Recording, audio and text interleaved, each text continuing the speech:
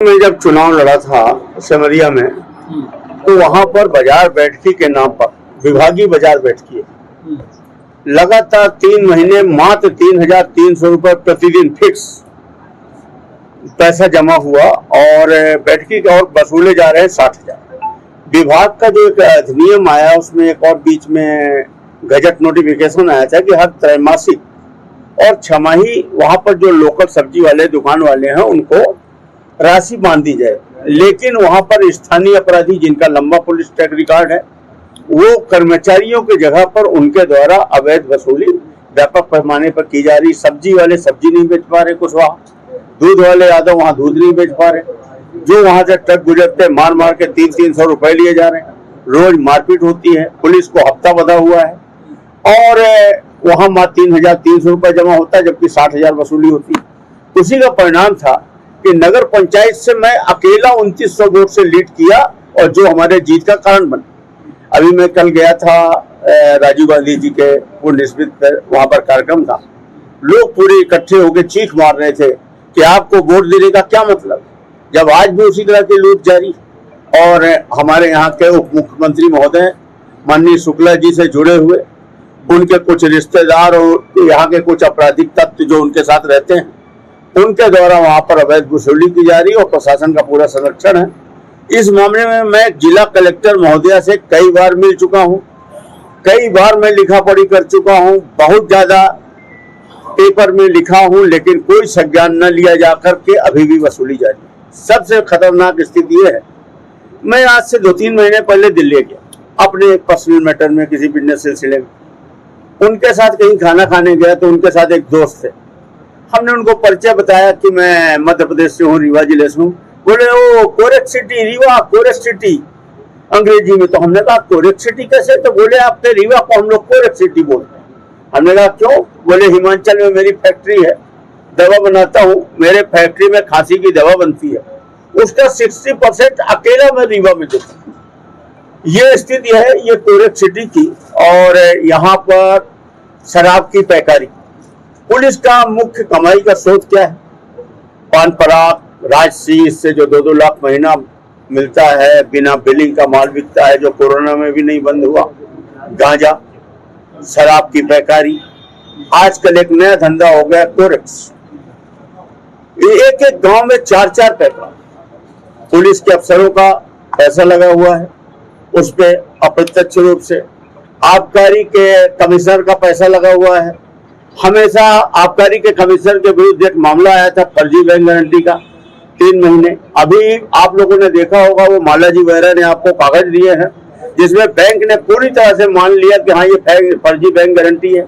उन्होंने 3 महीने बाद बदल लिया, लेकिन 3 माह तक तो पिछले वर्ष गलत बैंक गारंटी में उठा दिया और दुकानें चली। कलेक्टर महोदय क्यों कार्रवाई नहीं करता?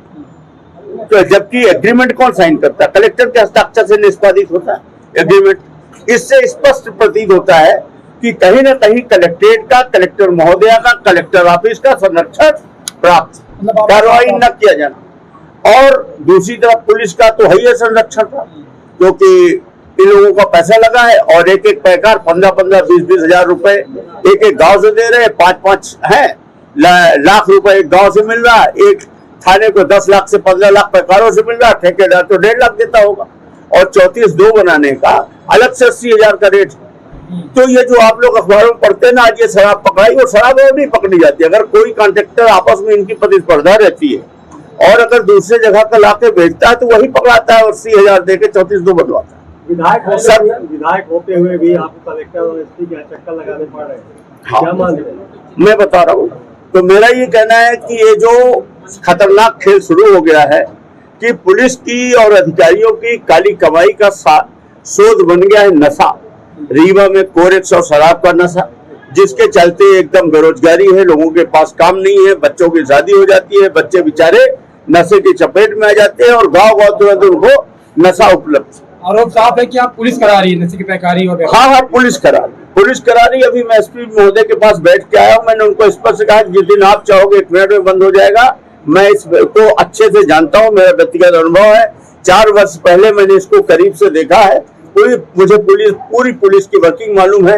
नए व्यक्ति को आप समझा सकते हैं, मुझे नहीं समझा सकते। आपने बोला पैसा लगा हुआ कुछ, तो जब आपने करीब से देखा तो आपकी सरकार में भी की होता ना होगा। मैं जो आपको बता रहा हूँ बबली जी, मैं किसी वैसे इंटेंशन से नहीं आया हूँ, न मेरा किसी टीआई से विरोध है, न किसी से। मैं कुल मिला के इतना चाहता हूँ कि जो ये कोरेक्स और शराब का बहुत ज्यादा हो गया है, इसको बंद होना चाहिए और मैं अपने क्षेत्र में इसकी बात रखा हूँ। और तीसरा, हमारे यहाँ पेयजल का भारी संकट। पिछले वर्ष भी 5 वर्षों में कोई लास्ट क्लास में कुछ हैंडपंपों के सुनते थे, विधायक से चुने हुए जनप्रतिनिधि ने दी थी, लेकिन वो हुए नहीं। वो बाद में वो पैसा ट्रांसफर हो गया दूसरे कार्यों हेतु। और यात्री प्रतीक्षालय टैंकरों में ये राशि, चाहे सांसद निधि हो चाहे विधायक निधि हो, ये राशि लुटाई गई है और हैंडपंप हुए नहीं। पेयजल का भारी संकट है। माननीय उप मुख्यमंत्री महोदय ने निर्देश दे रखा है कि चूंकि वहां भारतीय जनता पार्टी हार गई है, तो अधिकारियों कर्मचारियों को कि वहां किसी तरह के काम न किए जाएं, तो जनता पेयजल के लिए त्राही तरह की पुलिस अधिकारी के ऊपर आपका तो हाँ बिल्कुल आप किसका तो शेयर है सर? पैसे में, नशे में आप कह रहे थे तो पैसा लगा हुआ है। हाँ, ये अधिकारी कराते हैं। तो देखिए, ये यहाँ का कल्चर सा बन गया है। मैं किसी व्यक्तिगत आदमी को टिप्पणी नहीं करना चाहता हूँ। मैं ये चाहता हूँ कि हमारे रीवा में ये चीजें बंद होनी चाहिए। और सबसे खतरनाक है जो कोरेक्स घुस गया, वही प्रकार कोरेक्स बेचने लगे। उन्होंने भी एरिया बांट लिया जैसे प्रकारों के एरिया बांटते, पुलिस ने ही बैठा के बांट दिया है कि तुम इस एरिया में, तुम इस एरिया में। क्या भाजपा नेता मैं ऐसी हल्की बातें नहीं करना चाहता। मैं तो मेरा तो जो पॉइंट है, मैंने कई बार बातें कही हैं। अब मैं जनता के बीच में कम से कम इतना तो करूं तो उनके साथ खड़ा हूं। इसके लिए 29 तारीख को सिमरिया बंद करके हम उसमें अपना जो हमारी भूमिका उसको अदा करना चाह रहे हैं। उस संबंध में हमने इनको पत्र दिया है। अभी कलेक्टर को भी पत्र होगा और विभागीय अधिकारी को भी पत्र दिया है। और हम अपना जनता के साथ बैठ के वहाँ अपनी बात को लेके हम लोग आंदोलन करेंगे, क्योंकि हम विपक्ष में हैं। कार्रवाई की बात कही है, हमने सब कुछ बातें कह दी हैं। और ये भी बातें कही कि आप एक पायल टोला में रहने वाला, एक नया तालाब में रहने वाला बेचारा स्वीपर, जो बेचारा बचपन में मान लीजिए 2 या 3 मुकदमा कर दिया गलती से, फिर आज वो अस्पताल में सफाई कर रहा, सफाई कर्मी है। आप ही बताइए, न्याय की बात बताइए। आज जैसे ही कोई चुनाव आता है, आप टीआई उनकी लिस्ट भेज देते हैं। वो बेचारे गरीब, उनका लाइन से जिला बदल होता है, हजार लोगों का जिला बदल होता है। मैंने अभी 16 अपराधी बताए हैं, उनका लिस्ट भी मैं लिख दे रहा हूँ। जो बड़े अपराधी हैं, उनका तो जिला बदल नहीं हो, क्योंकि वो धंधों में लिखते हैं, वो टीआई के साथ बैठते हैं, उनकी दोस्ती आई, तो उन लोगों का कभी नाम नहीं आएगा। छोटे छोटे गरीब लोगों से कोरम की पूर्ति की जाएगी और उनको संरक्षण करके उनके साथ भाईचारा बनाएगा। इन सब बातों को लेकर पुलिस अधिकारी के ऊपर आप सीधा आरोप लगाए हैं कि उनकी मिलीभगत से कोरेक्स की तस्करी हो। कोरेक्स की तस्करी हो।